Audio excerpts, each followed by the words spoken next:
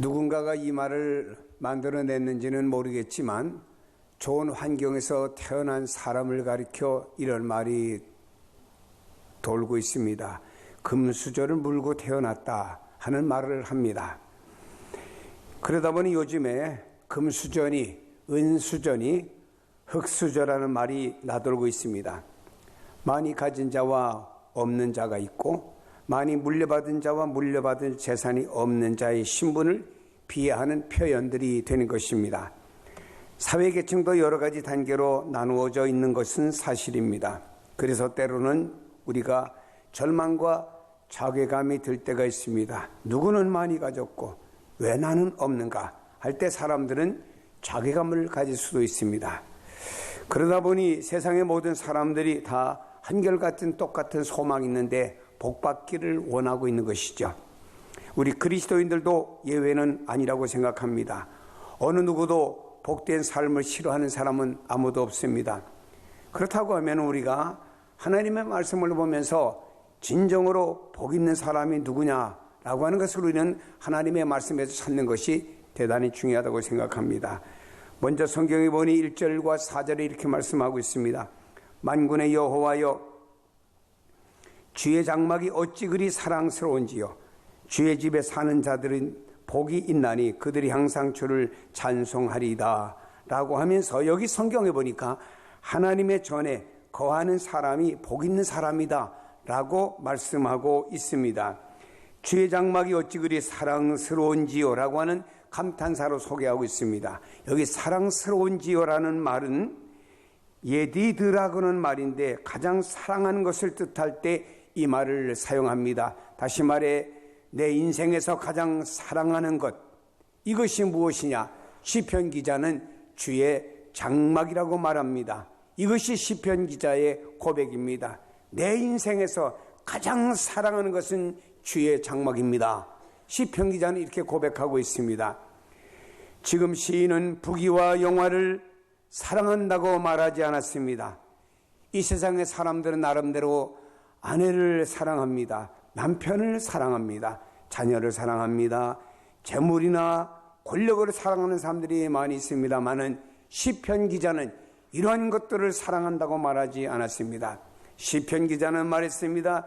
주의 장막, 주의 성전에 거주하는 것이 가장 사랑하는 것이라고 고백하고 있습니다. 왜 주의 성전에 거주하는 것을 가장 사랑한다고 고백했습니까? 그 이유는 하나님의 임재 상징의 처소가 주의 성전이기 때문에 이것을 사랑한다고 고백하고 있습니다. 그리고 주의 집에 사는 자들이 복이 있다고 고백하고 있습니다. 왜냐? 하나님의 임재 속에 사는 사람들이 복 있는 사람들이다, 이렇게 고백하는 말입니다. 그들은 항상 주의 성전에 머물면서 주님을 찬송할 수 있고 예배드릴 수 있기에 복되다고 노래하고 있는 것입니다. 시편 137편 1절에 보면은 우리가 바벨론의 여러 강변 거기 앉아서 시온을 기억하며 울었도다 라고 하며 노래하는 내용이 소개되고 있습니다. 하나님의 백성들이 바벨론의 포로 생활하면서 안식일이 되면은 이들이 여호와께 예배드릴 만한 처소가 없었습니다. 얼마나 하나님의 성전이 그립고 사무쳤는지 그들은 바빌론 강가에 나와서 예루살렘 성전이 있는 쪽을 바라보면서 눈물을 흘립니다. 바빌론 강변 거기에 앉아서 시온을 기억하며 울었도다 라고 말씀하고 있습니다. 하나님의 성전을 사모한다고 하는 것은 하나님을 사모하는 것이고 그리워하는 심정을 저들은 이렇게 표현한 것입니다. 성전이 그리워 바빌론 강변에서 시온을 바라보며 눈물을 흘렸던 백성들, 저들의 그 심정이 얼마나 하나님 보실 때 기뻐하셨고 얼마나 복된 심정이겠습니까? 여러분, 저들의 눈물, 저들이 사모하는 마음을 보시고 하나님께서는 70년 만에 그들이 회복되어서 다시 고구로 돌아가서 진정 성전을 건축하고 그 성전에서 예배드리는 복된 역사를 그들의 눈물의 결과로 하나님 허락하신 것으로 우리가 역사 속에서 볼 수가 있습니다. 이와 같이 하나님을 사랑하고 하나님의 성전을 사모하는 마음이 우리 속에 충만히 차고 넘치기를 축복합니다. 사랑하는 여러분, 진실로 주를 믿는 성도들이 주님의 제단을 사랑할 수 없고 주님의 성전을 찾을 수 없다고 하면 그것은 불행한 일이라고 생각해야 됩니다. 지금도 383만 넘어간 북한이라고 하는 곳에서는 저 서민층의 사람들이 마음대로 하나님께 나가 예배드릴 수 없습니다. 예배드릴 만한 장소도 없습니다. 만일에 자기들끼리 어떤 가정집에서 모여서 예배드리다 발각되면 저들은 붙잡혀서 감옥에 가거나 심지어는 죽습니다.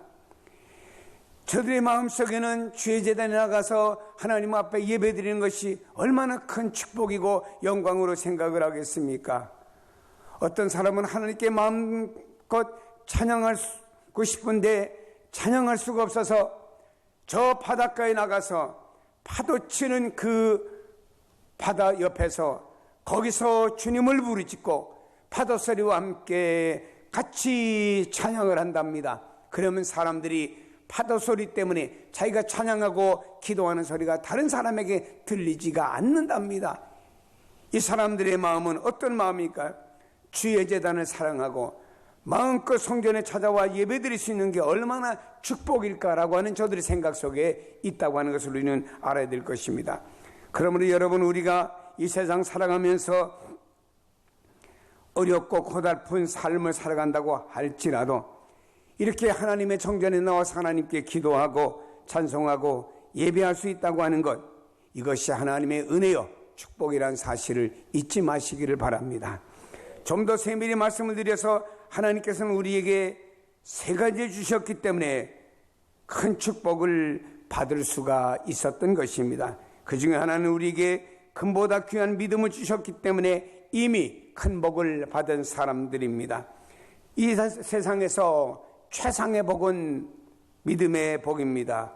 우리들에게 이 믿음을 주셨기 때문에, 이 믿음이 소유되었기 때문에 하나님의 집에 나올 수가 있는 것입니다. 성경이 말씀하고 있습니다. 하나님께 나가는 자는 반드시 그가 계신 것과 자기를 찾는 자들에게 상 주심을 믿어야 할지니라.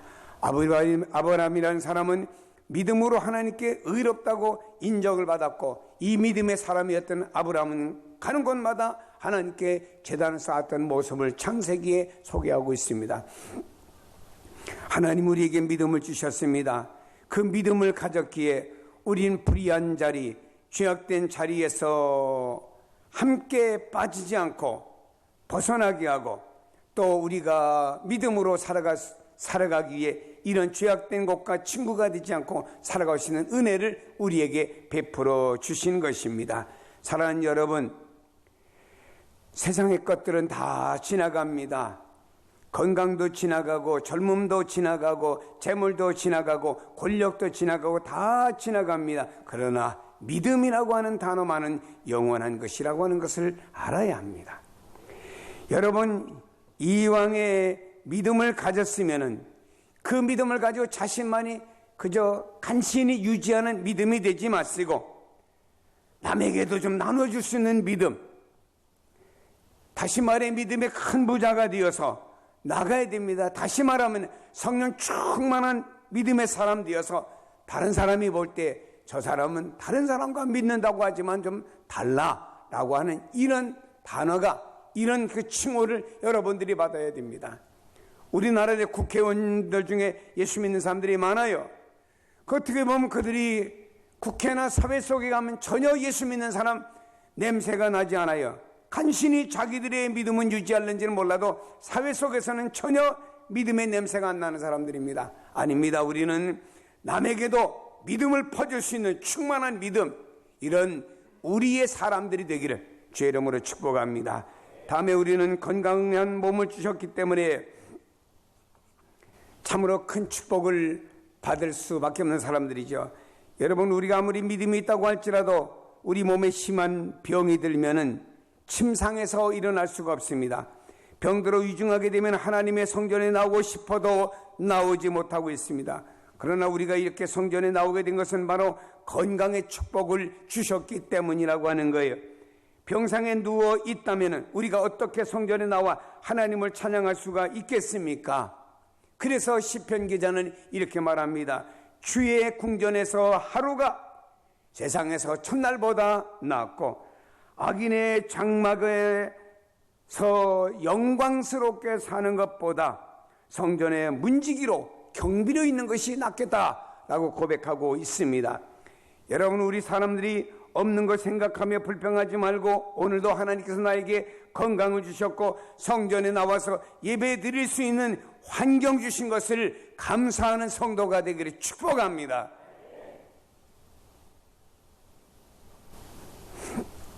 다음에는 여러분, 이렇게 나와 우리가 예배 드릴 수 있다고 하는 것은 내가 평안하다고 하는 증거입니다. 인류 역사에 보면 전쟁이 없던 날이 없습니다. 만일 우리나라가 전쟁 중에 있다고 생각을 해보세요. 과거에 우리나라가 6.25 때 남으로 피난도 갔었지만 지금은 사정이 다릅니다. 온 나라 남북한 모든 도시에 전쟁이 나면은 전쟁 사정거리 안에 다 들어가 있습니다. 과거에는 6.25 났을 때 소가 끄는 수레 달구지에다 말이에요. 짐을 싣고 나무로 피난 갔지만 이제는 피난 갈 곳이 없어요. 서로 쏘고 쏘다 보면 저 제주도고 아니 우리나라 방방 어디고 서로 북한에 서로 쏘다 보면 서로 다 도시고 농촌이고 상간이고 말 것 없이 그 피차의 전쟁으로 해서 다 나라가 망하고 마는 겁니다. 여론에 의한 북한이 미국 본토를 강타할 수 있는 대륙간 탄도미사일을 보유하고 있다고 하는 추정도 나오고 있지 않습니까? 거기다 만일에 핵을 장착할 수가 있다고 하면은 어떻게 되겠습니까? 이제는 전쟁 나면 피난 갈 수도 없고 갈 곳도 없어요. 그렇기 때문에 지구상의 마지막 분단 국가인 우리나라의 전쟁 위기는 대단히 두렵기도 합니다. 이 땅에서 전쟁이 일어나서는 절대로 안 됩니다. 그래서 우리가 하나님 앞에 기도할 때마다 기도의 제목 중에 하나, 하나님 이 땅에서 다시는 전쟁이 일어나지 않게 해주세요 라고 기도하지 않습니까? 성도 여러분, 가정에 심각한 우한 질고를 당하고 사망의 바람이 불어닥치고 큰 전쟁의 어려움이 밀어닥친 그런 상황이라고 하면은 오늘처럼 자유롭게 하나님께 나와 예배드릴 수가 있겠습니까?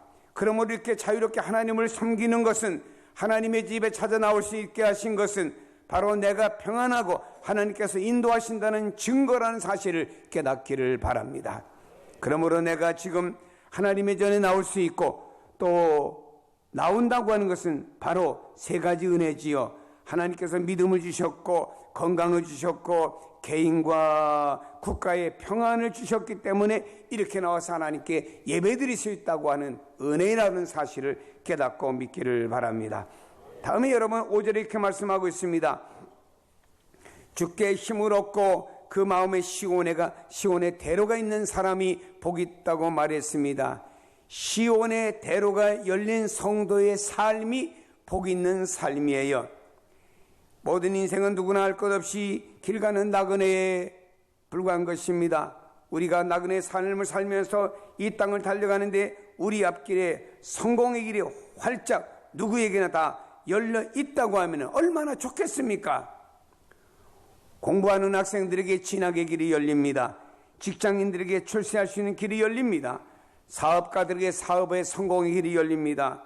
장래가 열리고 미래가 아름답게 펼쳐진다고 하면 얼마나 좋은 일이겠습니까? 원컨대 하나님께서 우리 모든 성도들에게 이런 종류의 축복도 크게 주시기를 우리는 간절히 소망하며 기도하시기를 바랍니다. 그러나 무엇보다 먼저 우리는 두 가지가 열려지게 되기를 바라야 됩니다. 첫째로는 은혜의 대로가 열려지기를 바라야 됩니다. 우리 주님께로부터 받은 은혜가 충만하고 그 은혜가 넘쳐서 내 영혼이 잘 되는 것처럼 내가 범사에 잘 되고 날마다 순간마다 주님의 은혜 안에 거하는 삶이 되어져야 할 것입니다. 아무리 멀고 오지라 할지라도 철도 하나만 개통이 딱 되면은요 기차가 다닐 수 있더라고요. 여러분, 우리 안에 은혜의 대로만 닦아진다고 하면은 그 순간 은혜의 물줄기가 우리에게 쏟아져 내릴 줄로 믿습니다. 하나님이 원하시는 방법으로 은혜의 대로를 닦아가시기를 바랍니다. 은혜의 대로를 닦는 방법이 있어요. 하나님이 주신 방법이 있습니다. 인간의 잔머리 잔재주는 결코 이 길을 닦아갈 수가 없습니다. 나는 왜 안 됩니까? 어쩌고 저쩌고 짜증내봐야 아무런 의미도 없습니다. 하나님의 것을 소유하는 것은요, 하나님의 것을 소유하려고 하면 하나님의 은혜의 방법, 은혜를 소유하려고 하면은 하나님의 방법에 따라야 되는 거예요. 마음에 하나님을 향한 믿음의 대로가 쫙 펼쳐지길 원하고 있습니다. 그러면 우리는 나를 버리고 내 방법을 버리고 하나님의 방법을 살펴봐야 됩니다. 하나님의 방법이 무엇입니까? 말씀으로 돌아가야 됩니다. 말씀이 원하는 길 위에 내가 서가야 됩니다. 초행길에 요즘에는 사람들이 내비게이션을 차에서 켜고는 갑니다. 어쩌다가 내가 내비가 가라고 하는 길을 잘못 보고 그냥 바로 직진을 했습니다. 그럼 내비는 나에게 또 신호를 보냅니다. 유턴해서 다시 돌아가라. 이렇게 내비가 우리를 안내해 줍니다. 여러분, 우리가 말입니다. 하나님의 은혜를 쫙 펼쳐나가려고 하면은요, 우리 인생의 진정한 내비게이션이 뭐냐? 하나님의 말씀으로 돌아가서 하나님의 말씀이 인도하는 대로 가야만이 그 안에서는 나를 버리고 내 방법을 버리고 하나님이 원하시는 방법을 따라가는 것은 하나님의 말씀이 인도하는 대로 가면 되는 거예요. 그래서 성경에 우리 주님 말씀하시기를 사람이 떡으로만 살 것이 아니고 하나님의 말씀으로 말미암아 살리라 그랬습니다. 사람이 세상을 살면은 얼마나 살고 경험이 있으면 얼마나 있겠습니까? 예수 믿는 연수가 있으면 얼마나 있다고? 수천 년 내려온 하나님의 말씀의 삶을 변형시키고 엉뚱한 방법을 따라가고 제멋대로 가려고 하면 되겠습니까? 수천 년 우리에게까지 내려온 이 하나님의 말씀 위에 우리는 서야 됩니다. 그래서 요한계시록에 말씀하기를 이 마지막 시대 때는 이 예언의 말씀을 읽고 듣고 이 말씀대로 살아가는 사람이 복이 있다라고 말씀했으니 우리는 항상 우리 인생에 있어서 내 경험이나 내 방법이나 내 무엇을 펼치는 것이 아닙니다. 항상 하나님의 말씀을 따라가야 됩니다. 그럴 때 이 말씀 속에서는 하나님의 은혜의 단비와 은혜가 충만하게 우리에게 내려짐으로 말미암아 은혜의 시온의 대로가 열려질 줄로 믿습니다. 여호수아는 1장 8절에 말씀하고 있습니다. 이 율법책을 네 입에서 떠나지 말게 하며 주야로 그것을 묵상하여 그 안에 기록된 대로 다 지켜 행하라. 그리하면 네 길이 평탄하게 될 것이며 네가 형통하리라. 성경 말씀에 뭐라고 말씀했습니까? 내 길이 평탄하게 되고 내가 형통하게 되는 길은 다른 길이 없다. 하나님의 말씀을 내 입에서 떠나지 말게 하고 그것을 주야로 생각하라 이 말입니다. 그 안에 기록된 대로 살아가라 이 말입니다. 그리하면 그 안에서 우리 안에는 평탄이 있고 형통의 길이 그 안에 있다라고 하는 거예요.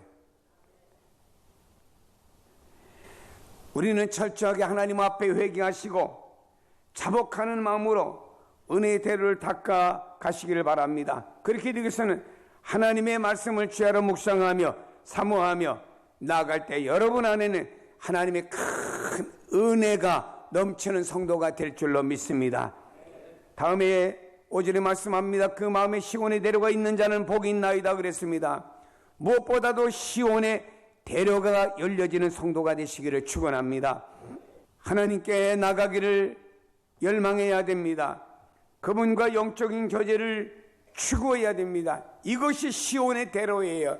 시온의 대로는 하나님께 나가기를 열망하는 사람들이, 그분과 영적인 교제를 추구하는 사람들이 바로 시온의 대로가 있는 사람들이라 이런 말입니다. 성도 여러분, 충만한 심령 속에 천국에, 미래 천국은 나중이지만 여러분 마음에 천국, 심령 천국의 시온의 대로가 환히 열려지고 그로 인해서 여러분 장차 미래에 하나님의 축복과 미래 천국문까지도 활짝 열려지는 충만한 성도 종들이 되기를 축복합니다. 여러분 6절에 말합니다. 그들이 눈물을 흘려 골짜기로 지나갈 때 그곳에 많은 샘들이 있을 것이며 라고 말씀합니다. 여기에 눈물의 골짜기를 지나갈 때 말씀합니다. 예루살렘으로 올라오는 어떤 길은 사막길인지라 물을 구할 수가 없는 골짜기가 있습니다. 그럼 이 사람들이 물을 마실 수가 없으니까 목말라서 아주 어쩔 줄 모르면서 죽느냐 사냐 하면서 예루살렘으로 올라오는 길이 있어요. 여러분 이것은 무엇을 가리킵니까? 하나님의 뜻대로 살기 위해서 성도가 삶 속에 부닥치는 여러 가지 고난, 그로 인하여 고통을 은유적으로 비유한 것이 바로 예루살렘으로 올라오는 길에 물을 구할 수 없는 그것을 향하여 눈물의 골짜기로 비유한 것은 성도들이 살아가면서 당하는 여러 가지 고통과 어려움을 은유적으로 비유한 내용 아닙니까? 그런데 그 가운데 하나님께서 맑은 샘을 주신다고 말씀했습니다. 맑은 샘물은 뭐냐? 그들이 광야 사막길에 빗물을 저장해서 여기저기 웅덩이를 파놓았습니다. 그런데 여행자가 지나가다가 그 웅덩이에 물이 고인 것이 있으면 너무 반가워서 그 물을 마시게 됩니다. 이것을 맑은 샘이나 라고 비유를 한 것입니다.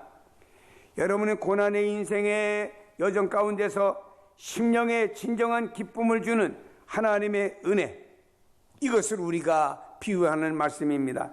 이 세상에 우리가 아무리 고난과 힘든과 어려움이 있을지라도 하나님께서 우리 심령에 주신 은혜는 너무나 크다는 사실을 믿으시기를 바랍니다. 그러니까 사람은 고난 중에도 눈물 흘리며 하나님께 감사할 수 있고, 고난 중에도 눈물 흘리며 하나님을 그래서 그리스도인들이 찬양할 수가 있는 것입니다.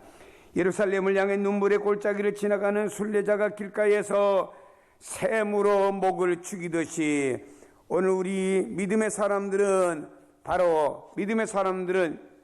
천국을 향해 나가고 있는 성도들이 고난과 슬픔 투성인 세상 가운데서도 때를 따라 주시는 하나님의 위로와 무한한 은총을 체험하게 될 줄로 믿습니다. 우리가 살아가는 세상은 참으로 거칠고 무서운 광야 같은 황무지 같은 거센 바람과 먼지와 모래가 휘날리는 물 없는 사막과 같습니다. 이런 사막과 같은 삭막한 세상을 살아가는 인생은 끝없는 이 길을 걷고 또 걸어야 됩니다. 생각합니다. 왜 나에게는 인생에 쨍하고 해뜰 날은 없고 이렇게 계속 먹장구름과 소나기와 그리고 진눈급이 내리는 것과 같은 날이 우리에게는 계속되고 있는가라고 생각하는 사람도 있을 것입니다. 그러나 사랑하는 여러분이요, 아무리 세상에 돈이 많고 세상에 지위가 높다고 해도 우리의 심령에 만족함이 없으면 메마른 상태가 되어버리고 마는 것입니다. 이제 앞으로 더욱 우리 현대를 살아가는 현대인들은요, 이 상태가 더욱더 심해지고 중요하게 되는 것입니다. 그러나 복 있는 사람은요, 아무리 황막한 사막 같은 삶을 살아간다고 해도 생수의 근원이 되시는 예수를 모시고 살게 될 때 그것에 보혈의 샘이 터지고 말씀의 샘이 터지고 성령의 생수가 한꺼번에 터져 목마르지 않게 살아가는 여러분 만들어 주십니다. 이스라엘 백성들이 광야 생활 속에서 우물과 샘을 소유한 자가 큰 부자인 것처럼 이스라엘 백성들은요, 우물 샘을 소유한 사람은 부자예요. 오늘 우리에게는 은혜의 샘이 있습니다. 능력의 샘이 있습니다. 위로의 샘이 있습니다. 찬양의 샘이 있습니다. 기도의 샘이 있습니다. 축복의 샘이 있어요. 이런 신령한 샘물을 주신 우리 하나님께 찬양하며 이런 은혜가 여러분에게 넘치기를 바랍니다.